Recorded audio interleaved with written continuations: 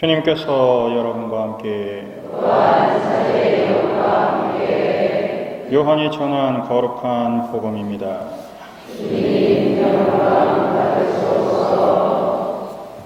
그때 예수님께서 제자들에게 말씀하셨다.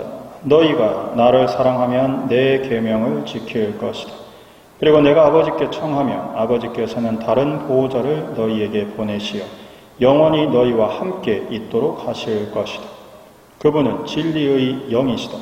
세상은 그분을 보지도 못하고 알지도 못하기 때문에 그분을 받아들이지 못하지만 너희는 그분을 알고 있다. 그분께서 너희와 함께 머무르시고 너희 안에 계시기 때문이다. 나는 너희를 고아로 버려두지 않고 너희에게 다시 오겠다. 이제 조금만 있으면 세상은 나를 보지 못하겠지만 너희는 나를 보게 될 것이다. 내가 살아있고 너희도 살아있을 것이기 때문이다. 그날 너희는 내가 아버지 안에 있고 또 너희가 내 안에 있으며 내가 너희 안에 있음을 깨닫게 될 것이다. 내 계명을 받아 지키는 이야말로 나를 사랑하는 사람이다. 나를 사랑하는 사람은 내 아버지께 사랑을 받을 것이다. 그리고 나도 그를 사랑하고 그에게 나 자신을 드러내 보일 것이다. 주님의 말씀입니다.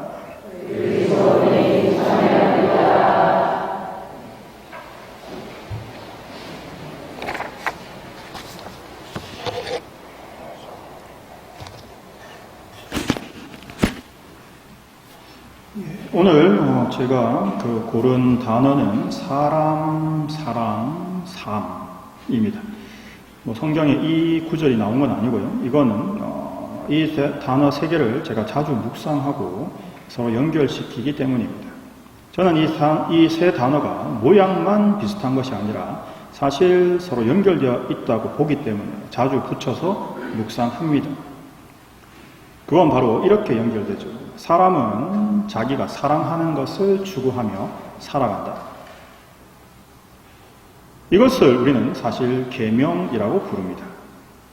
오늘 복음서에서 예수님께서 내 계명을 지킬 것이다. 또는 복음에 새 계명을 너희에게 준다. 또 이런 말씀이나 아니면 율법학자가 어느 계명이 가장 큽니까? 라고 했을 때 그 모든 계명들은 엔톨레라는 단어를 사용합니다. 이 엔톨레의 어원은 아내를 뜻하는 엔과 두다, 보내다 라는 뜻을 가진 텔로에 합성합니다. 따라서 이 엔톨레라는 계명이라는 뜻은 법, 규칙이라는 뜻보다는 권위자가 준 특별한 지시나 목적이라는 의미를 지닙니다. 그런 의미에서 그러면 우리가 보통 계명이라는 의미에서 사용하는 십계명, 율법을 지칭할 때 쓰는 단어는 노모스라는 단어를 사용합니다.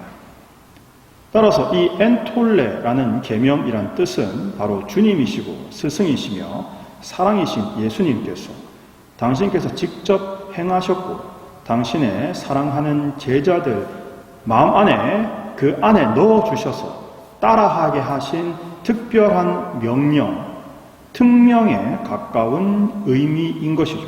근데 예수님께서는 이걸 명령하고 시키기만 하신 것이 아니라 직접 보여주시고 따라하도록 명령하신 겁니다. 이처럼 우리는 단어를 배울 필요가 있습니다. 복음사가의 마음을 생각해보면 왜 계명이라는 단어를 쓸 때 노모스라는 원래 사용하던 계명이라는 단어를 쓰지 않고 이 엔톨레라는 단어를 사용을 해서 마음 안에 이 계명을 넣어두고 이것을 추구하고 이것을 찾아야 된다는 뉘앙스를 주기 위해서 노력을 했을까요? 우리는 언어라는 것을 통해서 결국 생각과 마음을 확장시켜 나갑니다. 가장 대표적으로 여러분들이 주위에서 벌어지고 있는 사건 중에 가장 한 가지 예를 들자면 키오스크가 있습니다.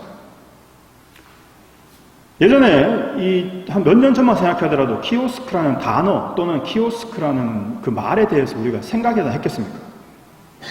안 했습니다. 그 말이 무슨 뜻인데요? 단어조차도 몰랐죠. 그런데 지금 키오스크 없이 세상이 돌아가고 있습니까? 없습니다. 왜냐하면 간단한 예로 가장 근처에 아무 식당이나 들어가도 키오스크가 없는 식당이 없습니다. 전부 주문을 앉아서 누르고 있죠. 네.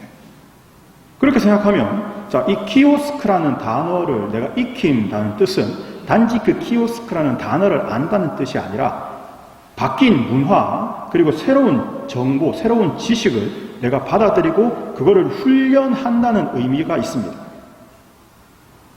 해야 되는 거죠. 살아남기 위해서는 해야 됩니다. 네. 왜냐하면 키오스크를 못 다루시면 햄버거를 못 드세요. 그렇잖아요. 아니 물론 다 됩니다. 직원 불러서 야야야 이게 좀 달라 하면 다 줍니다. 하지만 그냥 상징적인 의미로 말씀을 드리는 거죠.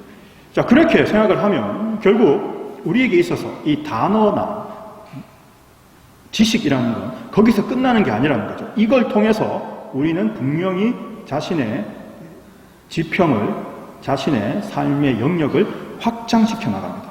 그래서 제가 어제 학생들한테도 언어에 대해서, 어휘에 대해서 공부해야 한다라고 강조를 했던 거죠. 왜냐하면 새로운 언어, 새로운 어휘를 확장시키지 못하면 자신이 그 한계에 멈추게 되고 오늘 우리가 들었던 이 엔톨레와 노모스처럼 정확한 언어를 통해서 다른 사람에게 내 마음, 내 안에 들어있는 생각을 더 명확하고 더 정확하게 전달할 수 있을 때 우리 삶은 분명히 달라집니다. 따라서 늘 사용하는 언어 안에만 머물러 있는 것은 자신을 굉장히 편협하게 만들 위험이 있는 거죠. 따라서 더 많은 어휘와 더 많은 용어들을 익히고 그것을 내 것으로 만들 필요가 있습니다. 영상 좋죠. 하지만 영상은 한계가 있습니다. 어떤 한계가 있습니까? 전기가 끊어지는 순간 무용지물입니다. 지금 우리가 늘 즐겨보시고 많이 보시는 유튜브라든지 수많은 SNS, 전기가 끊어지는 순간 다 사라지는 겁니다.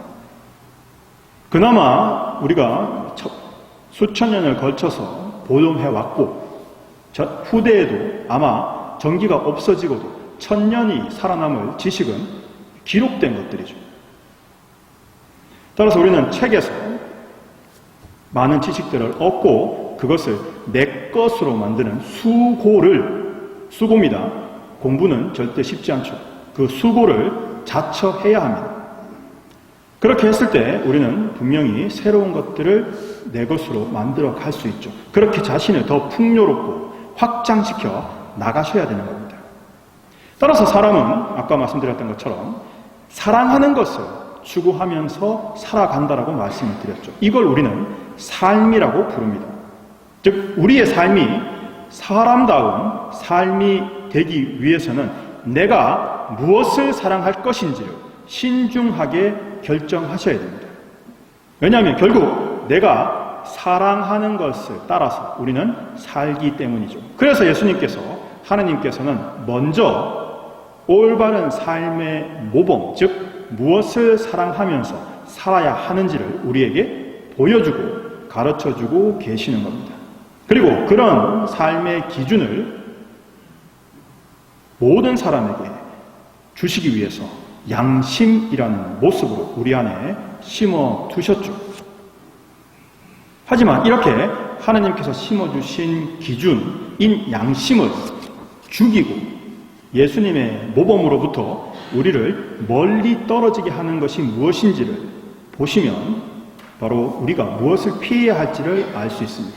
바로 잘못된 욕심들입니다.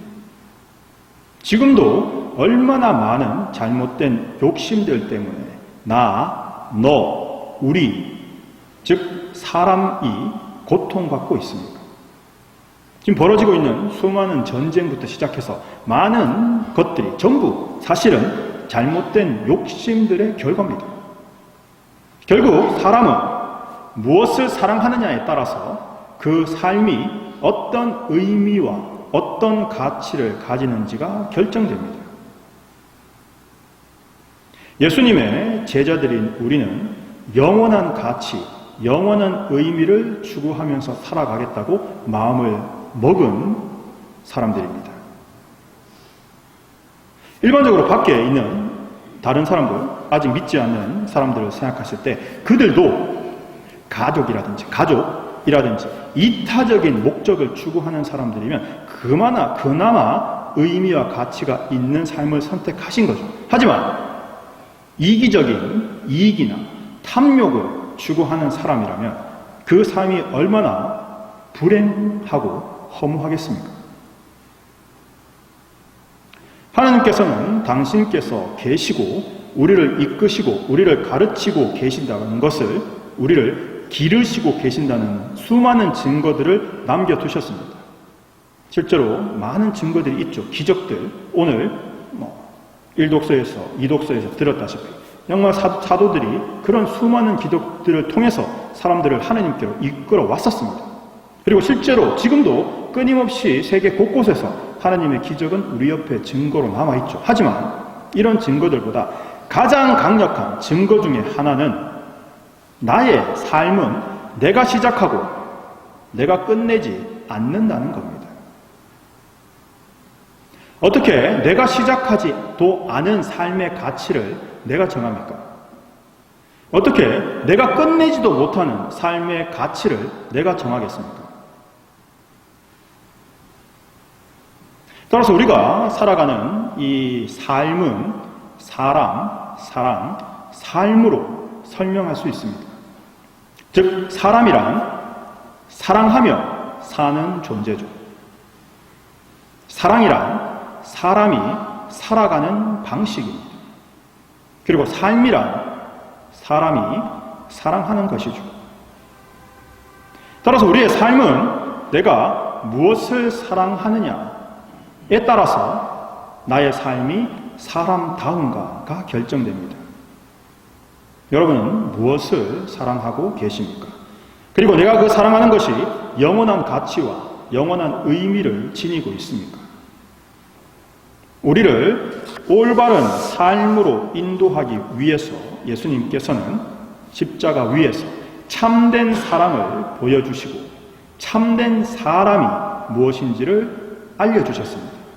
우리는 그런 예수님의 모범을 따라서 영원하고 참된 가치, 하느님을 사랑하며 하느님을 따라 살아가는 삶, 참된 사람이 되려고 하는 겁니다. 이런 사람을 우리가 예수님을 따르는 사람, 예수님의 제자, 하느님의 자녀라고 부르는 거죠. 따라서 우리는 정말 예수님의 그 가르침, 예수님의 인도에 따라서 정말 사람다운 삶, 사랑하는 삶, 삶다운 삶을 사시길 원하시길 바랍니다. 그렇게 했을 때 우리의 삶이 정말 진정으로 의미 있고 가치 있어지기 때문이죠. 정말 모든 신자분들, 아니 모든 세상 사람들이 정말 가치 있고 영원한 가치, 참된 아름다움, 참된 의미 있는 삶을 사랑하는 사람들이 되도록 축복하며 기도합니다. 아멘.